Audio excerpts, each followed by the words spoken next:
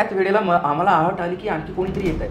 मग मी थोडंसं असं उठून बघितलं आणि एक AK-47 एक बुलेट अशी आली इथनं आणि पुढे माझं बुलेट प्रूफ जॅकेट होतं. कट झाली आतमध्ये. ऑन द स्पॉट मी खाली पडलो. मी खाली पडल्याबरोबर माझी सोबती मला वाचवण्यासाठी माझ्याजवळ आली आणि त्याने फर्स्ट एड द्यायला मला सुरुवात केली.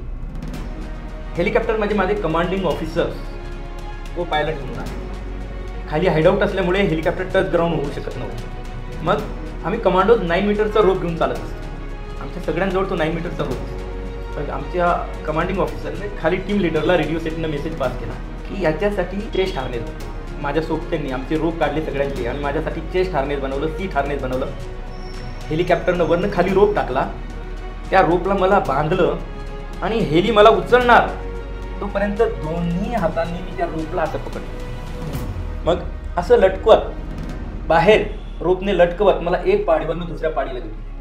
मग तिथं मला परत ड्रॉप केलं गेलं. मग माझे कमांडिंग ऑफिसर्स खाली उतरले आणि ते मला उचलायला लागले. उचलून आतमध्ये ठेवायला, हेलीमध्ये ठेवायला. मग मी थोडा हेल्दी होतो तर मी त्यांना उचलता नाही आला. मग त्यांनी मग आदेश दिला, कमांडो उठो और हेलिकॉप्टर में जाकर बैठो. आणि साक्षात कमांडिंग ऑफिसर्स म्हणताय तर मी उठलो आणि चालत हेलीमध्ये जाऊन बसलो.